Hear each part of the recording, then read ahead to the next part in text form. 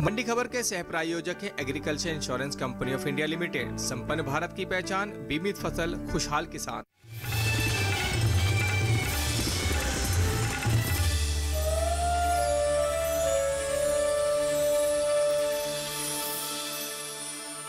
नमस्कार, आप देख रहे हैं दूरदर्शन किसान मंडी खबर में आप सभी का स्वागत है। मैं हूं ज्योत्सना टंडन। अगले आधे घंटे के दौरान हम आपको बताएंगे किस कृषि जिन्स के भाव में आई तेजी, किस में आई मंदी, साथ ही जानेंगे आगे किस ओर जा सकता है बाजार। आज हम खास तौर से बात करेंगे मक्का, अरहर, तिल, धनिया, टमाटर और मसूर की। इसके अलावा भी कई और जिन्सों के भाव आप मंडी खबर में जान सकेंगे। शुरुआत करते हैं आज की सुर्खियों के साथ। मंडियों में तेजी के साथ हुए मक्का के सौदे, सामान्य रही आवक। बुलेटिन की शुरुआत करते हैं आज की खास खबर के साथ। इन दिनों कृषि उपज मंडियों में मक्का की आवक सामान्य बनी हुई है। मंगलवार को ज्यादातर कृषि उपज मंडियों में मक्का के सौदे मजबूती के साथ हुए। हालांकि कुछ मंडियों में इसके भाव नीचे भी आए हैं।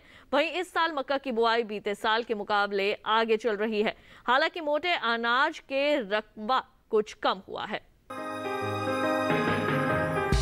इन दिनों मोटे अनाज की बुआई पीछे चल रही है। जहां एक ओर ज्वार, बाजरा और रागी के रकबे में कमी आई है, वहीं दूसरी ओर मक्का की बुआई बीते साल के मुकाबले आगे चल रही है।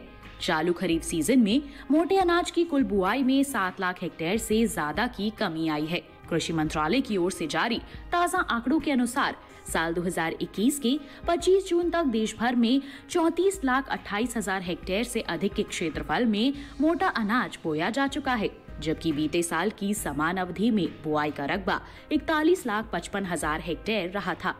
वहीं बात मक्का की बुआई की करें तो देश भर में मक्का की बुआई बीते साल से आगे चल रही है। चालू खरीफ सीजन में मक्का की बुआई का रकबा बीते साल के मुकाबले 3,18,000 हेक्टेयर बढ़ा है। कृषि मंत्रालय की ओर से जारी ताजा आंकड़ों के अनुसार साल 2021 के 25 जून तक देश भर में 22,28,000 हेक्टेयर से अधिक के क्षेत्रफल में मक्का बोई जा चुकी है, जबकि बीते साल की समान अवधि में बुआई का रकबा 19,10,000 हेक्टेयर रहा था। फिलहाल कृषि उपज मंडियों में मंगलवार को देश की अलग अलग मंडियों में मक्का के भाव इस प्रकार रहे। ओडिशा की नबरंगपुर मंडी में 12 जुलाई को हाइब्रिड मक्का का भाव रहा 1,300 रुपए। 13 जुलाई को इसके भाव में 50 रुपए की बढ़त रही और भाव हो गया 1,350 रुपए।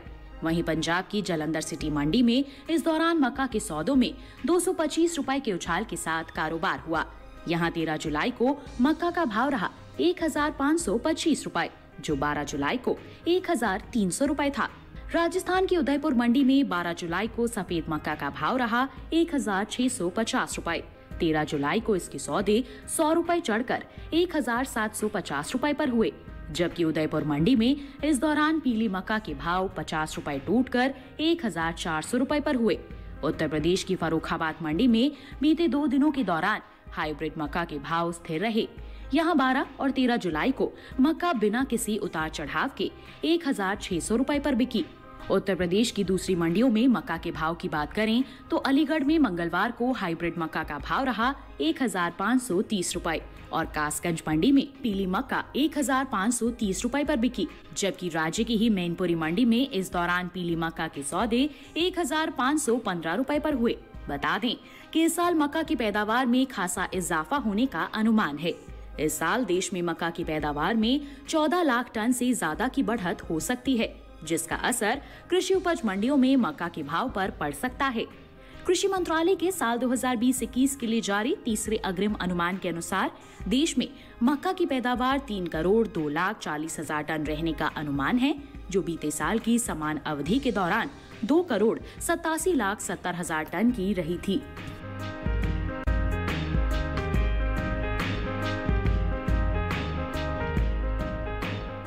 और अब आइए सीधा रुख कर लेते हैं बाजार के जानकार अनुज गुप्ता जी का, जो हमारे साथ मौजूद हैं। कृषि जिन्सों के बारे में हमें देंगे जानकारियां।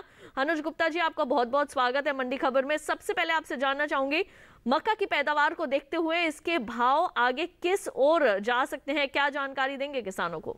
मक्के की अगर बात करें तो मक्के के बाज़ार में हमने गिरावट आते हुए देखी है। कहीं ना कहीं देखें तो आवक बढ़ने की वजह से भाव नरम होते हुए दिखाई दिए हैं।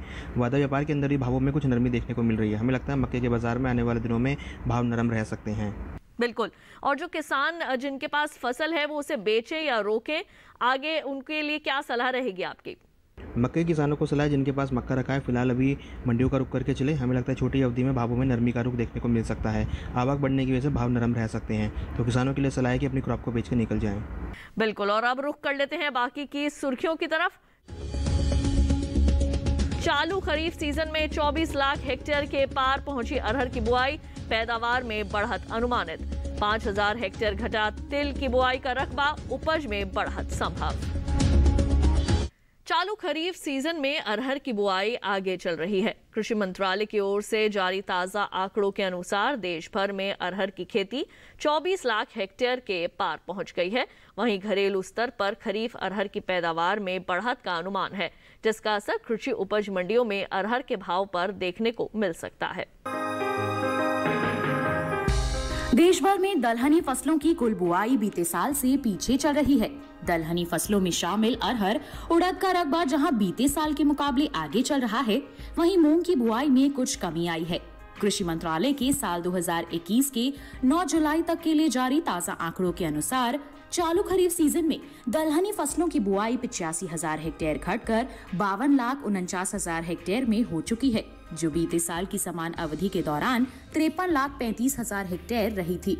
हालांकि अरहर की बुआई बीते साल से आगे चल रही है। कृषि मंत्रालय के साल 2021 के 9 जुलाई तक के लिए जारी ताजा आंकड़ों के अनुसार चालू खरीफ सीजन में अरहर की बुआई 24,85,000 हेक्टेयर में हो चुकी है, जो बीते साल की समान अवधि के दौरान 24,82,000 हेक्टेयर रही थी।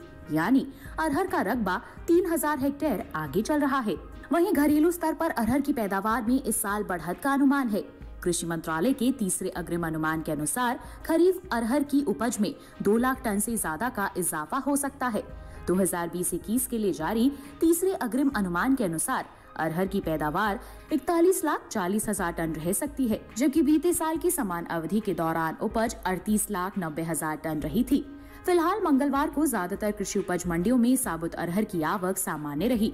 हाजिर भाव की बात करें तो एगमार्क नेट के अनुसार गुजरात की जसदण मंडी में 10 जुलाई को साबुत अरहर का भाव रहा 5,250 रुपए। 13 जुलाई को इसके भाव में कोई बदलाव नहीं हुआ और भाव 5,250 रुपए पर बरकरार रहा। वहीं राज्य की ही राजकोट मंडी में इस दौरान साबुत अरहर के सौदों में 375 रुपए के उछाल के साथ कारोबार हुआ। 13 जुलाई को यहां अरहर का भाव रहा 5,500 रुपए, जो 10 जुलाई को 5,125 रुपए पर था। राजस्थान की लालसोट मंडी में 11 जुलाई को साबुत अरहर का भाव रहा 4,585 रुपए। 13 जुलाई को इसके सौदे 55 रुपए टूटकर 4,530 रुपए पर हुए। उत्तर प्रदेश की कानपुर मंडी में बीते 2 दिनों के दौरान साबुत अरहर के भाव में नरमी दर्ज की गई। यहां 12 जुलाई को अरहर का भाव था 6,650 रुपए। 13 जुलाई को इसका भाव 150 रुपए लुढ़क कर 6,500 रुपए पर आ गया। उत्तर प्रदेश की दूसरी मंडियों में साबुत अरहर के भाव की बात करें तो अलीगढ़ मंडी में मंगलवार को अरहर का भाव रहा 5,800 रुपए। चौबेपुर मंडी में भाव रहा 6,600 रुपए, जबकि करवी मंडी में इस दौरान साबुत अरहर के सौदे 5,910 रुपए पर हुए। देश से होने वाले दालों के निर्यात में इस साल बढ़त दर्ज की गई है। साल 2020-21 के अप्रैल से मार्च महीने के दौरान दलहन का निर्यात 20% से अधिक बढ़ा है। वाणिज्य मंत्रालय की संस्था एपिडा की ओर से जारी ताजा आंकड़ों के अनुसार देश से इस साल 2,76,863 टन दालों का निर्यात हुआ है, जबकि बीते साल इस दौरान दलहन का निर्यात 2,32,081 टन का ही हुआ था। यानी बीते 12 महीने के दौरान दालों के निर्यात में 44,000 टन से ज्यादा की बढ़त दर्ज की गई है।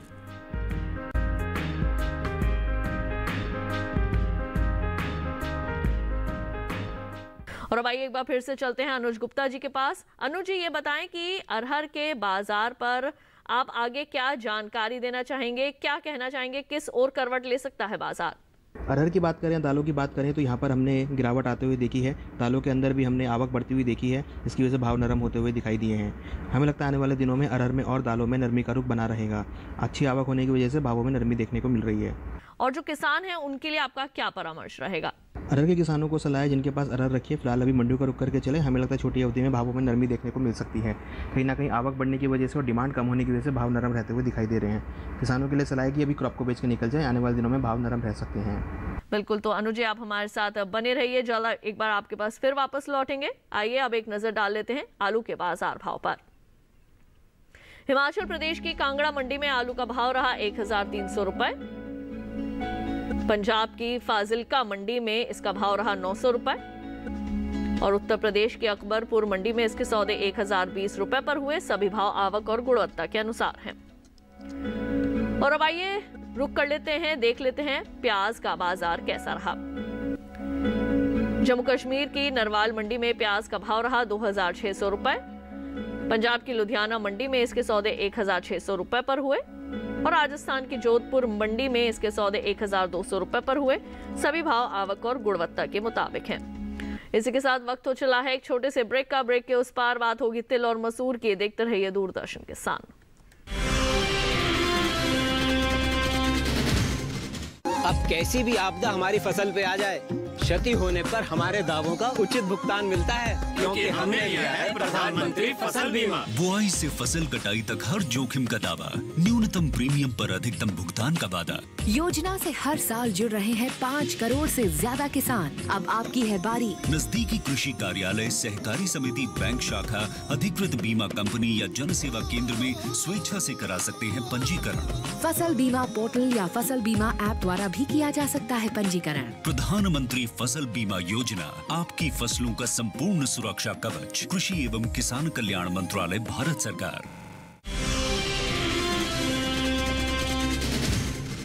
ब्रेक के बाद एक बार फिर आप सभी का स्वागत है मंडी खबर में। आइए बढ़ते हैं आगे। बुलेटिन के इस हिस्से में जानेंगे मसूर के बारे में, लेकिन पहले बात करते हैं तिल की। चालू खरीफ सीजन में तिल की बुआई पीछे चल रही है। अब तक के लिए जारी ताजा आंकड़ों के अनुसार खरीफ तिल का रकबा 5000 हेक्टेयर पीछे चल रहा है। हालांकि इस साल तिल की पैदावार में बढ़त का अनुमान जताया गया है, जिसका असर कृषि उपज मंडियों में तिल के भाव पर पड़ सकता है। ज्यादातर कृषि उपज मंडियों में इन दिनों तिल के भाव में उठापटक बनी हुई है। मंगलवार को गुजरात, राजस्थान सहित दूसरी कृषि उपज मंडियों में तिल की आवक सीमित रही। तिल की बुआई पर नजर डालें तो चालू खरीफ सीजन में तिल की बुआई बीते साल के मुकाबले 5000 हेक्टेयर पीछे चल रही है। कृषि मंत्रालय की ओर से साल 2021 के लिए जारी ताजा आंकड़ों के अनुसार 25 जून तक देश भर में खरीफ तिल की बुआई 66,000 हेक्टेयर में हो चुकी है, जबकि बीते साल की समान अवधि के दौरान बुआई का ये रकबा 71,000 हेक्टेयर रहा था। हालांकि तिल की पैदावार में इस साल बढ़त का अनुमान है। देश भर में खरीफ तिल की उपज में इस साल 1,34,000 टन तक की बढ़ोतरी हो सकती है। फसल वर्ष 2020-21 के 25 मई तक के लिए जारी कृषि मंत्रालय के तीसरे अग्रिम अनुमान के मुताबिक इस साल देश में 7,92,000 टन खरीफ तिल की पैदावार होने का अनुमान है, जबकि बीते साल इस दौरान तिल की पैदावार 6,58,000 टन रही थी। तिल के हाजिर भाव की बात करें तो एगमार्कनेट के अनुसार गुजरात की हलवद मंडी में 10 जुलाई को काले तिल का भाव रहा 9,750 रुपए। 13 जुलाई को इसके भाव में 1,500 रुपए की भारी गिरावट आई और भाव 8,250 रुपए पर आ गया। वहीं इस दौरान हलवद मंडी में ही सफेद तिल के सौदे मंगलवार को 75 रुपए चढ़कर 7,625 रुपए पर हुए। राज्य की जसदण मंडी में तिल के सौदों में 750 रुपए की मजबूती के साथ कारोबार हुआ। यहाँ 13 जुलाई को काले तिल का भाव रहा 8,250 रुपए, जो 12 जुलाई को 7,500 रुपए था। राजकोट मंडी में काले तिल और सफेद तिल के भाव में उठापटक दर्ज की गई। 10 जुलाई को यहाँ काले तिल का भाव था 10,200 रुपए। 13 जुलाई को इसके भाव में 350 रुपए की तेजी आई और 10,550 रुपए पर इसका भाव जा पहुंचा, जबकि राजकोट मंडी में ही सफेद तिल के सौदों में मंगलवार को 225 रुपए की गिरावट आई और भाव 7,725 रुपए पर आ गया। सावरकुंडला मंडी में शनिवार को काले तिल का भाव रहा 9,875 रुपए, जो मंगलवार को 537 रुपए लुढ़ककर 9,338 रुपए पर दर्ज किया गया। बता दें कि इस साल तिलहनी फसलों की पैदावार में खासी बढ़त का अनुमान जताया गया है। देश में इस साल तिलहन की पैदावार में 33,46,000 टन से ज्यादा की बढ़ोतरी हो सकती है। फसल वर्ष 2020-21 के 25 मई तक के लिए जारी कृषि मंत्रालय के तीसरे अग्रिम अनुमान के मुताबिक इस साल देश में तिलहन की पैदावार 3,65,65,000 टन होने का अनुमान है, जबकि बीते साल इस दौरान तिलहन की कुल उपज 3,32,19,000 टन की रही थी।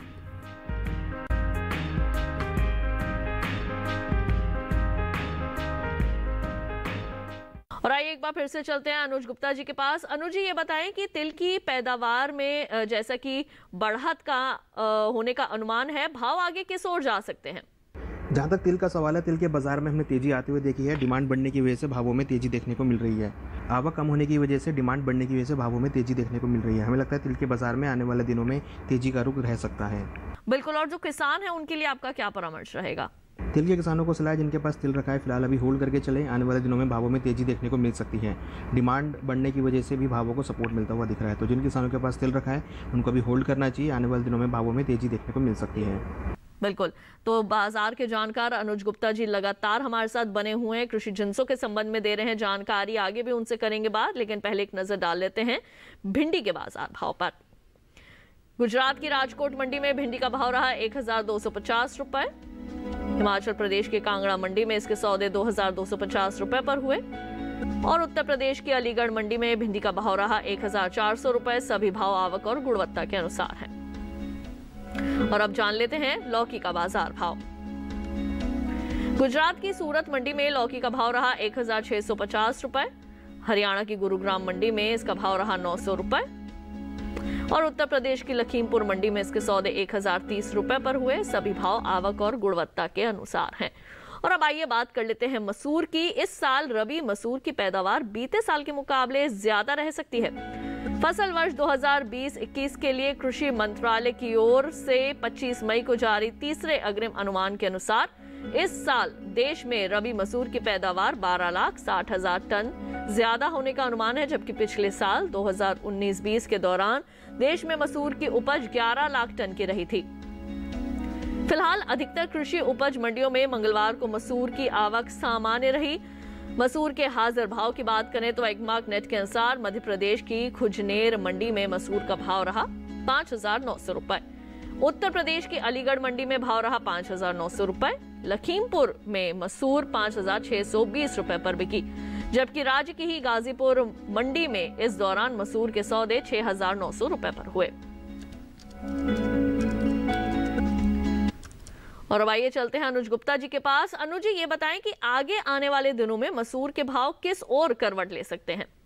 मसूर की बात करें, दालों की बात करें तो यहाँ पर भी हमने कुछ नरमी आते हुए देखी है। आवक बढ़ने की वजह से भाव नरम होते हुए दिखाई दे रहे हैं। मसूर के बाजार में आने वाले दिनों में नरमी का रुख देखने को मिल सकता है। और जो किसान हैं उनको आप क्या सलाह देना चाहेंगे? मसूर के किसानों को सलाह है, जिनके पास मसूर रखा है फिलहाल अभी मंडियों का रुख करके चलें। हमें लगता है छोटी अवधि में भावों में नरमी देखने को मिल सकती है। बिल्कुल अनुज जी, आपके पास एक बार फिर वापस लौटेंगे, लेकिन वक्त तो चला है। एक और छोटे से ब्रेक का जल्द लौटेंगे वापस और बताएंगे आपको कुछ और कृषि जिंसों का हाल। बात करेंगे धनिया और टमाटर की। देखते रहिए दूरदर्शन के साथ।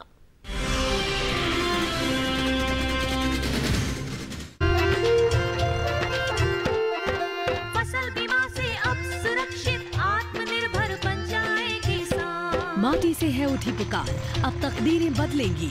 रुकेंगे न हौसले कल के अविश्वास से, अब तय किया है हमने। नया दौर खुशहाली का ले आएंगे इस जग में। बुलंद हौसलों की मिट्टी के संग कठिनाइयों से न डरे अब ये मन, दिख रहा है नया भरोसा। हर खेत रोशन हो मेरा। AIC के संग मौसम की मार अब नहीं करेगी तंग, नुकसान की होगी पूरी भरपाई। AIC किसान का हमराही। Agriculture insurance company of India limited, संपन्न भारत की पहचान, बीमित फसल खुशहाल किसान।